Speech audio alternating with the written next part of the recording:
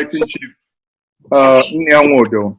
Nnia Nwodo, Chief, you're welcome this evening. Delighted to be here. Thank you very much. So I think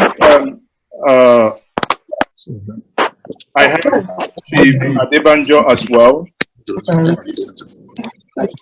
who has joined us moments ago. On that note, we are starting.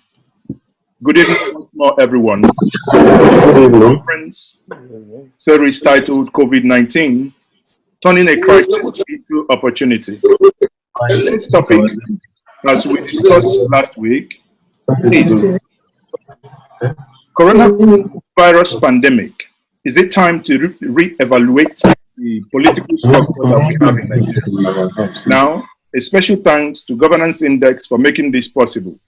Governance Index is offering this to drive the needed national conversation to facilitate leadership and organizations for social good. Governance Index is a social enterprise dedicated to promoting purposeful leadership around the world.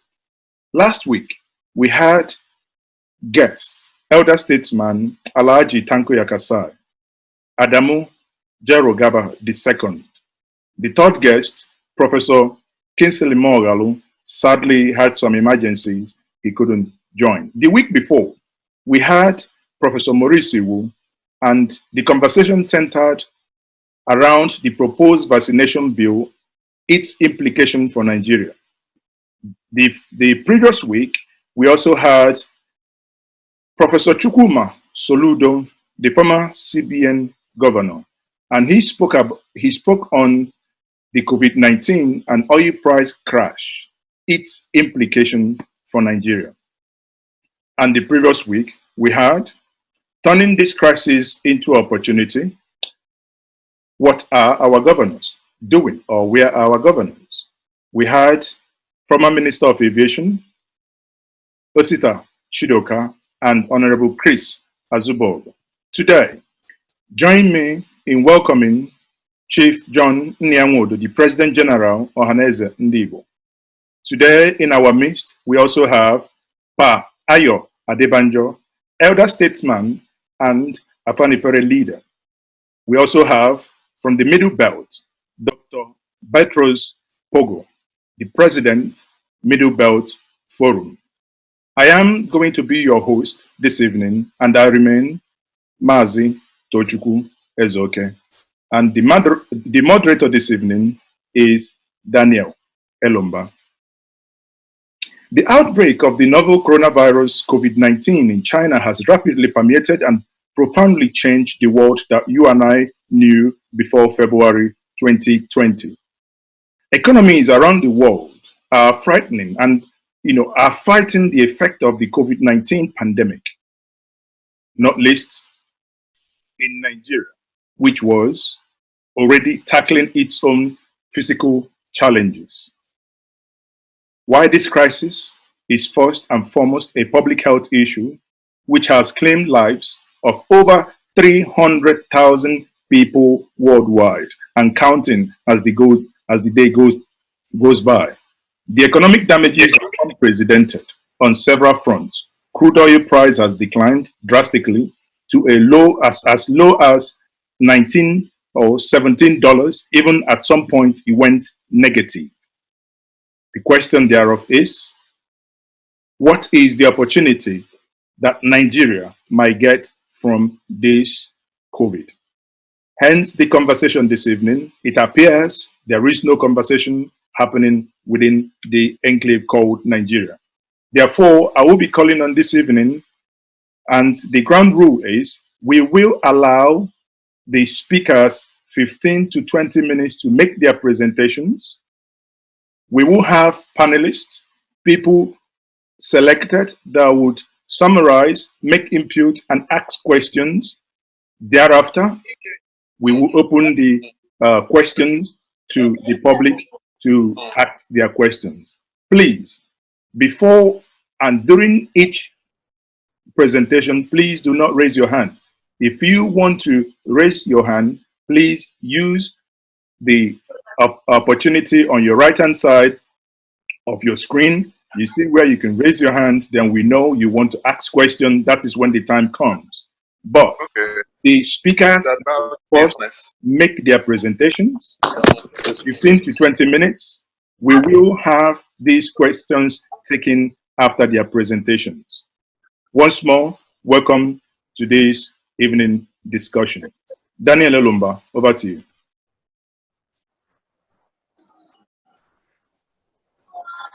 Thank you very much, Mazi Ezoke. There is not much to say tonight except to say let's invite our speakers to take the floor and then we'll listen to them. If you call the next speaker, please, then we'll move ahead. On that note, I can see Chief John Nnia Nwodo is ready. He joined us very early enough. Then we will give him the floor to make his presentation. Chief John Nnia Nwodo, the floor is yours. Thank you, sir. Thank you, Tobechukwu, and thank you, Daniel.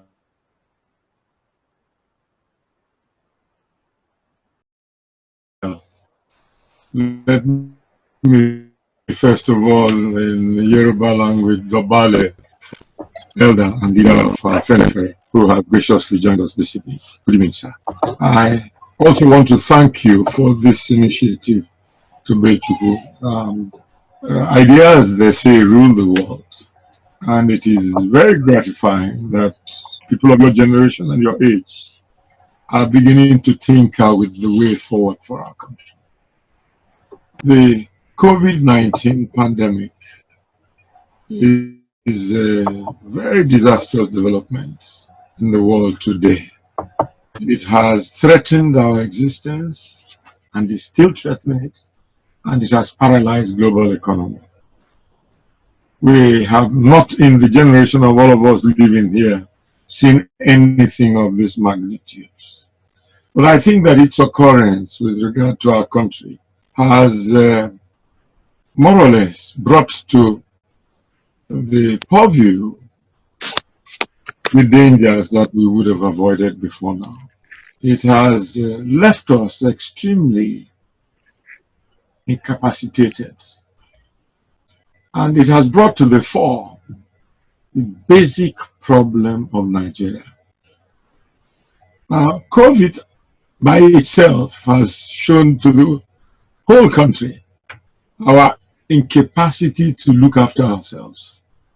Only yesterday, I heard from the Lagos State government that new cases of COVID now, some have to be made to stay at home rather than to come to isolation centers because the isolation centers are full.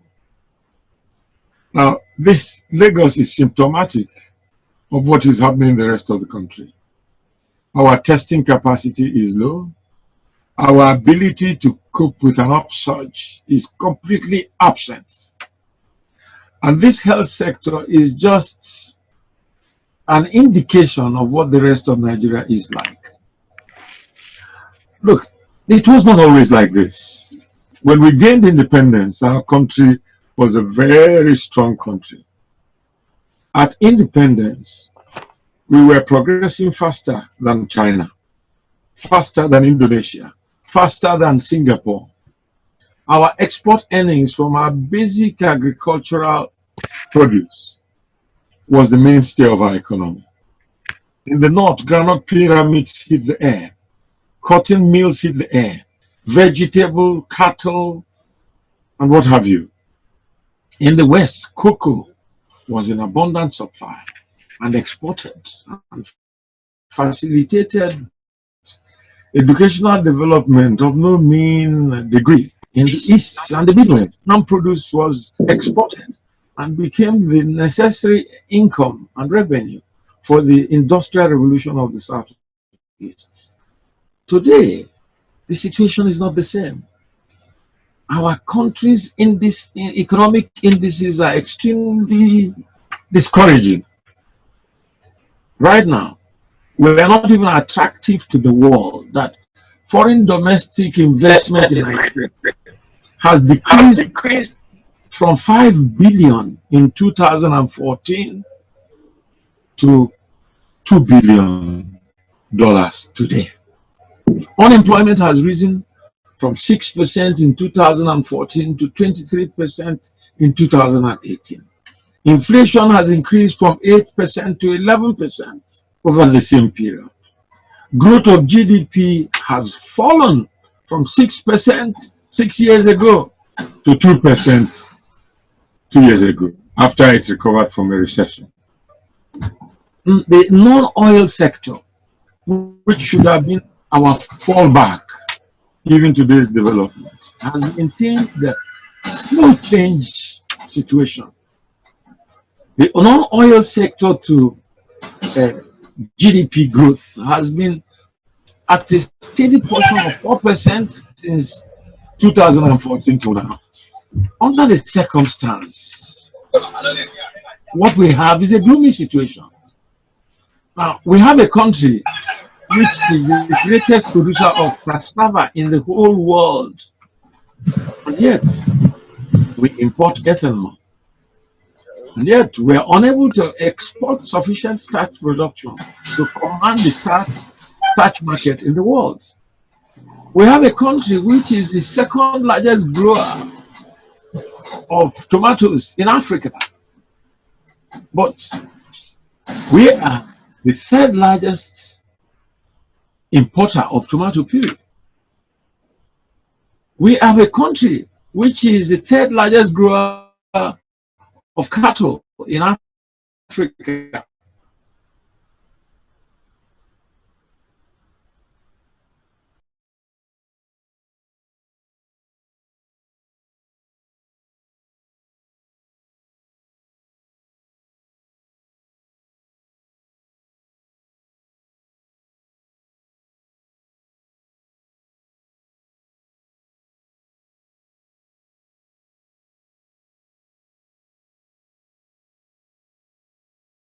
Of average monthly expenditure. And only 9 states have internal generated revenue sufficient to cover interest repayments of their loans. Now, up until now, we have depended on oil and refused to diversify our economy. This dependence has left us gaping with COVID-19. We have seen how the price of oil has fluctuated. But even if there was a return to business all over the world, and we came back to $50-something a barrel of oil, it will only be a short-lived tenure. Why? Because, number one, other sources of energy abound in the world today. And other sources of energy other than crude oil source, or what you may call fossil oil source, in the last 4 years have accounted for a majority of installed power machines in the world.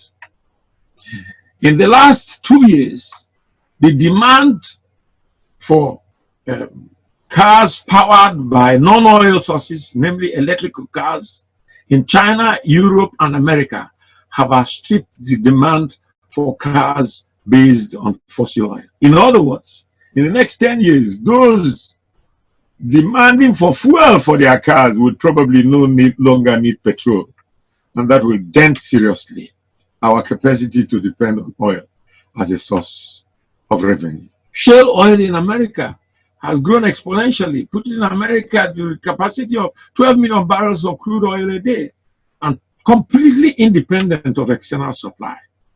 Saudi Arabia has about 9.8 million barrels of crude oil a day, and it is now investing $110 billion to develop 200 trillion of cubic feet of wet gas as another source of energy. In the United States, there is something they call perovskite. This has the capacity to turn sun energy into energy.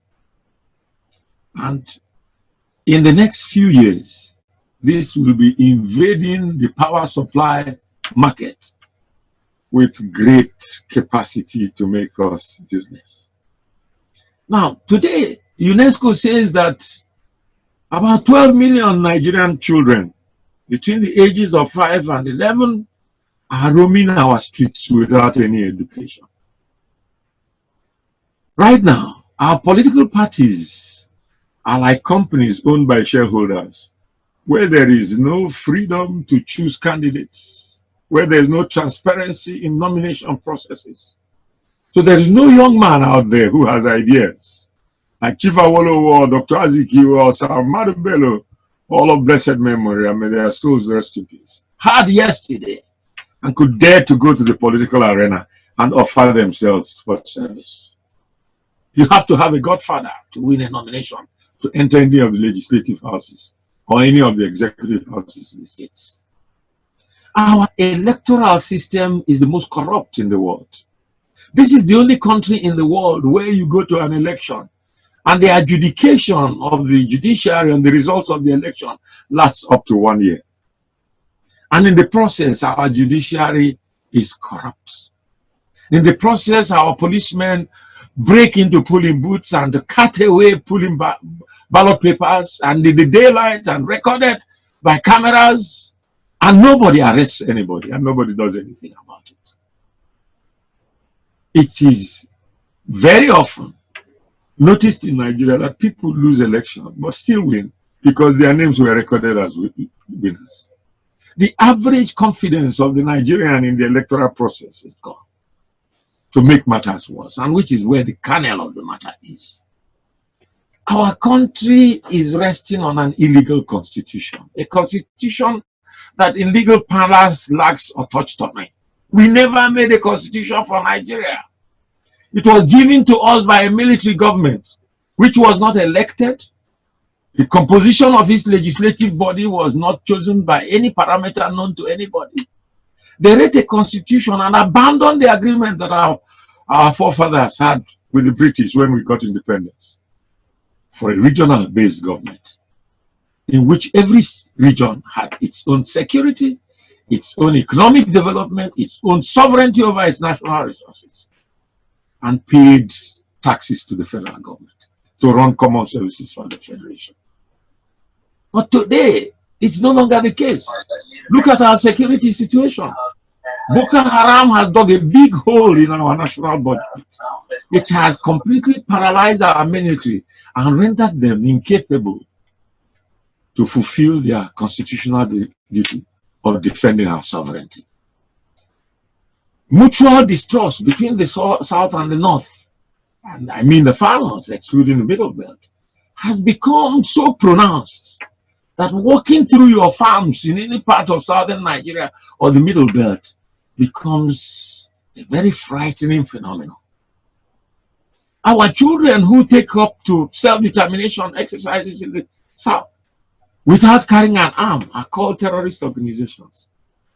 But headsmen who rampage, loot, kill, maim are treated with kid gloves.